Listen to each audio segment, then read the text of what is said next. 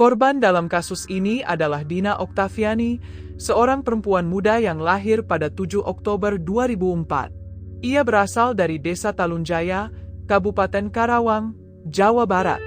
Sejak kecil, Dina tumbuh di lingkungan pedesaan yang sederhana. Namun, kesederhanaan itu justru membentuk dirinya menjadi pribadi yang mandiri dan bersemangat untuk mencari kehidupan yang lebih baik. Setelah lulus sekolah, Dina memutuskan untuk merantau dan bekerja sebagai kasir di Alfamart yang berlokasi di rest area KM 75 Tol Cikampek, Padalarang, wilayah Kabupaten Purwakarta.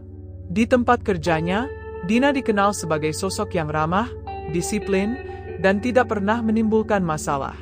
Rekan-rekannya menyukai sikapnya yang sopan dan selalu siap membantu siapapun. Yang membuat banyak orang kagum, Dina tidak hanya fokus bekerja. Ia juga melanjutkan pendidikannya ke perguruan tinggi, meskipun itu berarti harus membagi waktu antara kuliah dan pekerjaan.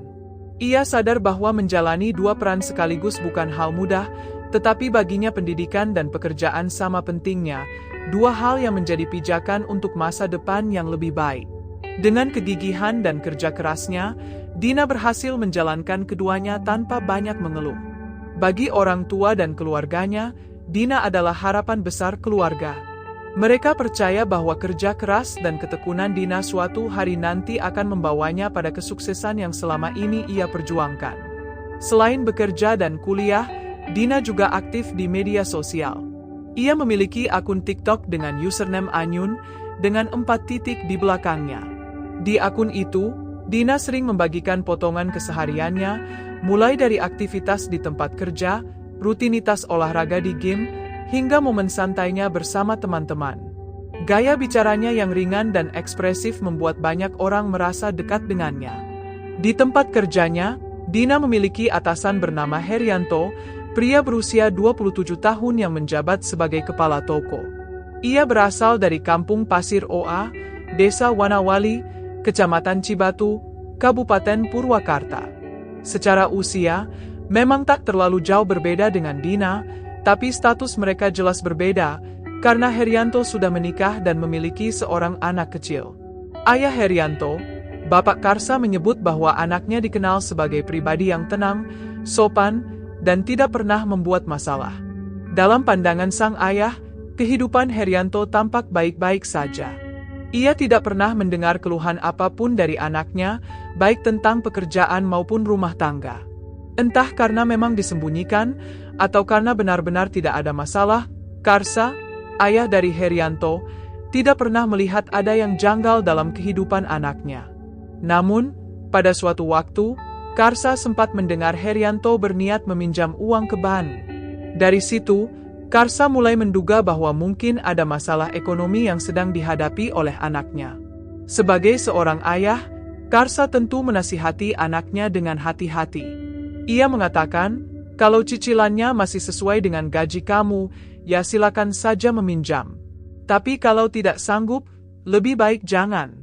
Karsa hanya khawatir Herianto akan kesulitan membayar utang di kemudian hari. Ia bahkan sempat menegaskan bahwa ia siap membantu jika anaknya benar-benar dalam keadaan sulit. Namun setelah memberikan nasihat itu, Karsa tidak lagi mengetahui kelanjutan ceritanya. Ia tidak tahu apakah Herianto benar-benar jadi meminjam uang ke bank atau tidak.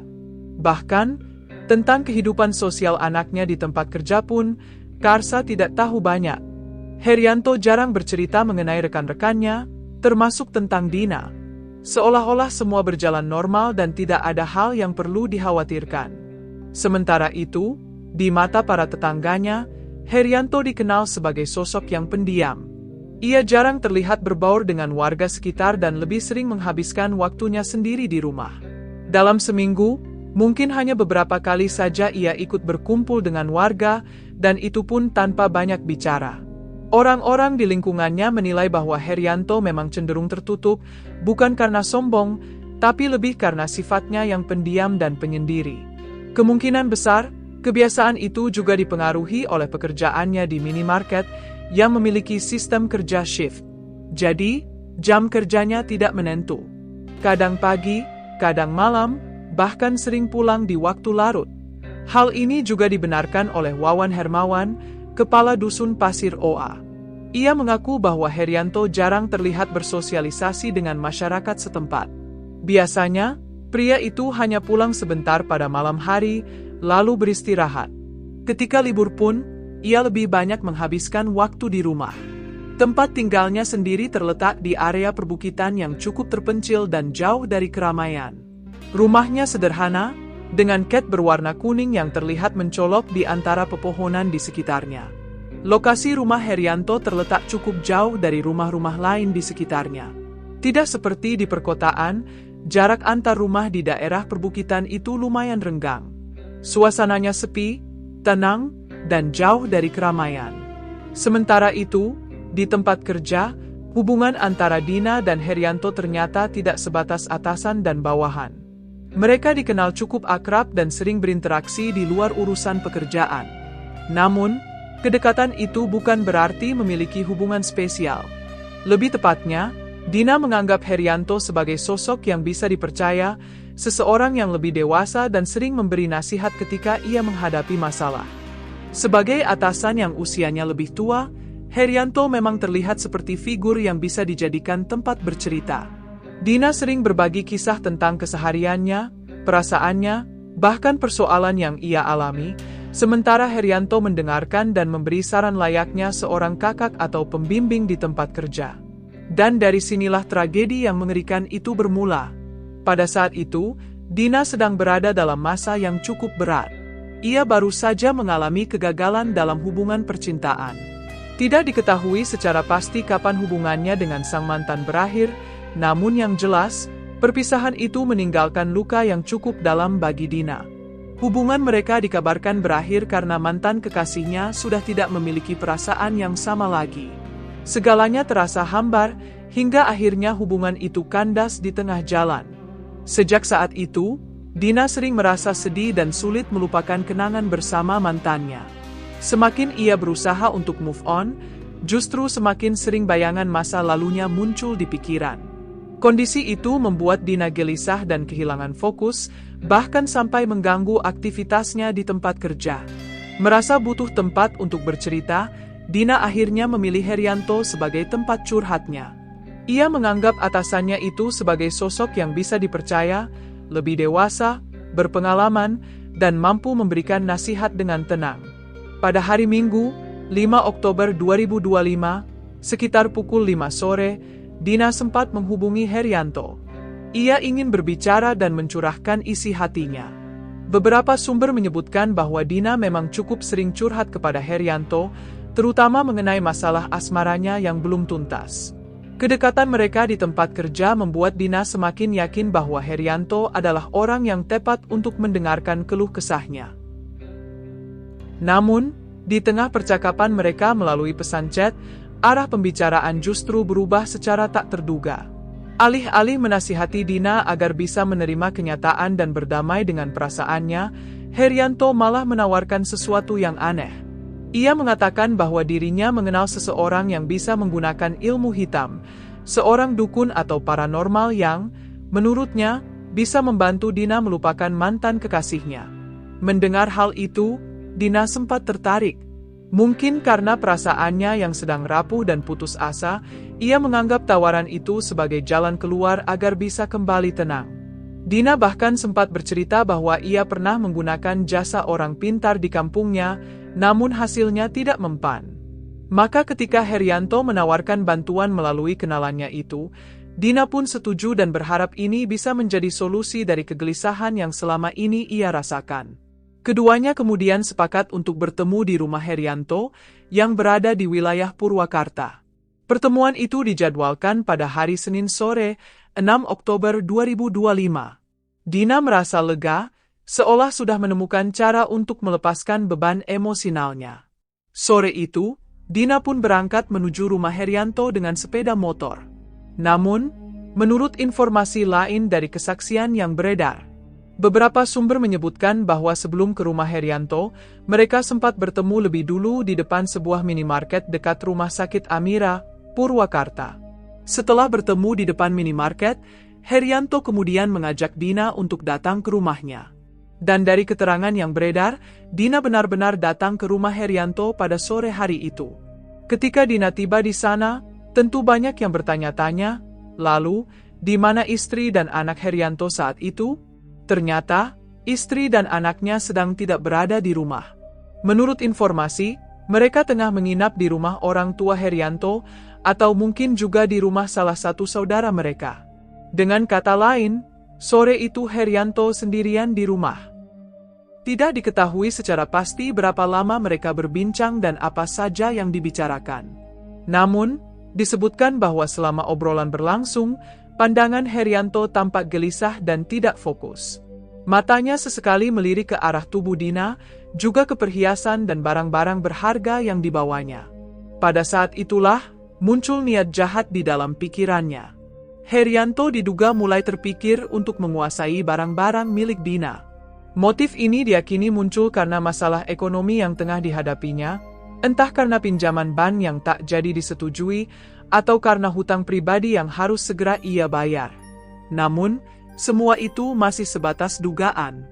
Ada pula versi lain yang menyebutkan bahwa sebelum peristiwa tragis itu terjadi, Herianto sempat meminjam uang kepada Dina sebesar 1,5 juta rupiah. Dan Dina, yang merasa berutang budi karena telah banyak diberi nasihat oleh atasannya itu, tanpa ragu mengirimkan uang tersebut. Sayangnya, setelah menerima uang itu, keserakahan Herianto belum juga berhenti. Jumlah itu tidak cukup baginya. Di titik inilah, niat jahat itu mulai tumbuh semakin kuat dalam diri Herianto. Ia sudah memantapkan hati untuk menguasai barang-barang berharga milik Dina. Yang ia butuhkan hanyalah momen yang tepat. Setelah obrolan mereka selesai, Herianto melihat kesempatan itu terbuka lebar. Tanpa banyak bicara, ia mendekati Dina dan langsung mencek karika lehernya dengan kedua tangan. Dina berusaha melawan, berontak sekuat tenaga, namun tenaga Herianto jauh lebih besar. Ia bahkan sempat membekap mulut dan hidung Dina agar tidak bisa berteriak. Dalam kondisi panik dan kekurangan udara, Dina akhirnya kehilangan kesadaran. Tak lama kemudian, napasnya terhenti. Namun tragedi itu tidak berhenti di situ. Ketika melihat Dina yang sudah tidak bernyawa dan rumah yang sepi tanpa saksi, Herianto justru melakukan tindakan yang tidak senonoh terhadap tubuh Dina. Tindakannya itu menunjukkan bahwa rasa serakahnya telah berubah menjadi perilaku hawa nafsu bejat yang tidak manusiawi. Ironisnya, Dina sama sekali tidak pernah curiga. Ia datang ke rumah atasannya dengan niat baik, yakni mencari solusi atas kesedihan dan kebingungan yang ia rasakan. Tapi siapa sangka, orang yang ia percayai justru menjadi penyebab berakhirnya hidup Dina Oktaviani. Singkat cerita, setelah merasa puas dengan apa yang sudah ia lakukan terhadap Dina, Herianto mulai melancarkan rencana berikutnya, yaitu mengambil seluruh barang-barang milik korban. Ia membawa kabur perhiasan, 2 unit handphone, dan sepeda motor milik Dina. Namun ternyata, rencananya tidak semulus yang ia bayangkan. Rasa takut mulai muncul dalam pikirannya. Ia sadar, kalau ada orang yang sampai mengetahui bahwa ada jasad di dalam rumahnya, maka ia bisa berurusan langsung dengan hukum. Karena itu, Herianto memutuskan untuk menghilangkan jejak kejahatannya. Ia mengambil sebuah kardus bekas, lalu meletakkan jasad Dina di dalamnya. Setelah itu, kardus tersebut dililit rapat dengan lakban, agar tidak mudah terbuka. Dengan segala keberaniannya, Herianto membawa kardus itu menuju kawasan Jembatan Merah, Kabupaten Purwakarta, dan dari sana, ia membuang jasad Dina ke aliran Sungai Citarum. Tak berhenti sampai di situ, demi menghapus semua bukti, Herianto juga sempat membakar beberapa barang milik Dina, termasuk sandal yang digunakan saat berkunjung ke rumahnya, serta barang-barang lain yang dianggap bisa menjerat dirinya. Ia benar-benar berusaha menutupi semua jejak agar tidak ada seorang pun yang mengetahui perbuatannya malam itu. Keesokan harinya, tepat pada Selasa, 7 Oktober 2025, sekitar pukul 8 pagi, seorang warga yang sedang melintas di dekat aliran Sungai Citarum, tepatnya di Desa Munjul Kaler, Kecamatan Klari, Kabupaten Karawang, Jawa Barat, tanpa sengaja melihat sebuah benda mencurigakan yang mengapung di sungai. Sekilas, ia mengira benda itu hanyalah boneka atau manekin yang dibuang begitu saja. Namun, Ada sesuatu yang membuatnya ragu, warna kulit dan bentuk tubuhnya terlihat terlalu nyata untuk sekadar boneka. Didorong oleh rasa penasaran dan kecurigaan, warga tersebut memutuskan untuk mendekat. Saat jaraknya semakin dekat, barulah ia sadar bahwa yang terapung itu bukan boneka, melainkan jasad manusia. Kondisinya mengenaskan, tanpa sehelai pakaian pun. Temuan itu segera dilaporkan kepada kepala desa, lalu diteruskan kepada pihak kepolisian. Setelah dilakukan penyelidikan awal, diketahui bahwa lokasi penemuan jasad ini berjarak sekitar 20 km dari titik pertama tempat Herianto membuang korban. Polisi bersama tim Inavis langsung bergerak cepat menuju lokasi untuk melakukan olah tempat kejadian perkara serta meminta keterangan dari sejumlah saksi di sekitar area tersebut. Tak lama kemudian, jasad dibawa ke RSUD Kabupaten Karawang untuk dilakukan visum guna memastikan identitas dan penyebab kematian. Sementara itu, di sisi lain, keluarga Dina sudah diliputi kekhawatiran. Dina tidak juga pulang ke rumah, padahal biasanya meskipun bekerja hingga larut malam, ia selalu menyempatkan diri untuk pulang. Kekhawatiran itu semakin besar karena hari itu seharusnya menjadi hari ulang tahunnya, momen yang seharusnya dirayakan bersama keluarga. Karena firasat buruk semakin kuat, pihak keluarga akhirnya memutuskan untuk melapor ke polisi bahwa Dina telah menghilang. Tak lama setelah laporan kehilangan dibuat, pihak keluarga Dina menerima kabar yang membuat dada mereka sesak. Ada penemuan jasad seorang perempuan di sungai wilayah Karawang. Seketika, suasana rumah berubah sunyi. Firasat buruk muncul di benak mereka. Jangan-jangan jasad itu adalah Dina. Tanpa menunggu lama, keluarga segera menuju rumah sakit untuk memastikan kabar tersebut. Sesampainya di sana, rasa cemas itu berubah menjadi duka mendalam. Saat melihat langsung jasad yang terbujur kaku di ruang forensik, mereka tak kuasa menahan tangis. Benar saja, tubuh itu adalah Dina, anak yang selama ini menjadi harapan keluarga. Ironisnya, hari itu seharusnya menjadi hari ulang tahunnya. Hari yang mestinya dipenuhi kebahagiaan justru berubah menjadi hari penuh kesedihan dan kehilangan. Hasil otopsi awal mengungkapkan bahwa Dina meninggal akibat kekerasan berat. Terdapat sejumlah luka di bagian tubuhnya yang menunjukkan adanya tanda-tanda kekerasan fisik dan pelecehan sebelum ia menghembuskan napas terakhir. Namun, polisi tidak memerlukan waktu lama untuk mengungkap pelaku di balik peristiwa tragis ini. Kurang dari 24 jam setelah penemuan jasad, polisi berhasil menangkap Herianto, pria yang diketahui memiliki hubungan kerja dengan korban. Penangkapan dilakukan di sebuah minimarket tempat Herianto bekerja. Saat petugas datang, suasana toko sempat hening. Para karyawan dan pengunjung menatap heran ketika polisi langsung mencari keberadaan Herianto. Menyadari dirinya menjadi buruan, Herianto hanya terdiam. Tanpa perlawanan, ia digiring keluar dan dibawa ke kantor polisi untuk diperiksa lebih lanjut. Dalam pemeriksaan, Herianto akhirnya mengakui seluruh perbuatannya. Ia mengaku menghabisi nyawa Dina karena terdesak kebutuhan ekonomi. Namun, saat Dina datang ke rumahnya, niat jahat itu muncul begitu saja. Ia tergoda dengan barang-barang milik Dina, dan dari sanalah peristiwa tragis itu bermula. Setelah menghabisi nyawa Dina, Herianto sempat kembali tergoda oleh tubuh korban. Dalam keterangannya kepada polisi, ia mengaku bahwa sebelumnya tidak berniat melakukan tindakan pemerkosaan.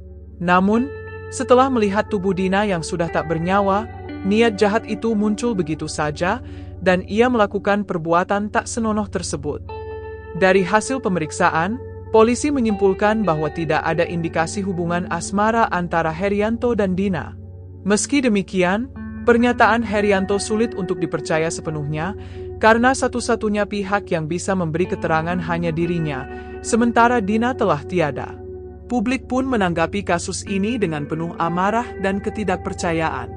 Banyak yang menilai bahwa motif Herianto tidak semata karena ekonomi, sebab barang-barang yang diambilnya, seperti perhiasan, 2 ponsel, serta sepeda motor milik korban, nilainya bahkan tidak lebih besar dari gajinya di minimarket tempat ia bekerja. Hal inilah yang membuat banyak orang menduga bahwa tindakan Herianto lebih didorong oleh hawa nafsu, bukan karena kebutuhan. Dalam proses penyelidikan, Polisi mengamankan sejumlah barang bukti, antara lain 1 unit sepeda motor, 1 mobil, serta 2 handphone. Olah TKP dilakukan di rumah Herianto, tempat di mana peristiwa tragis itu terjadi.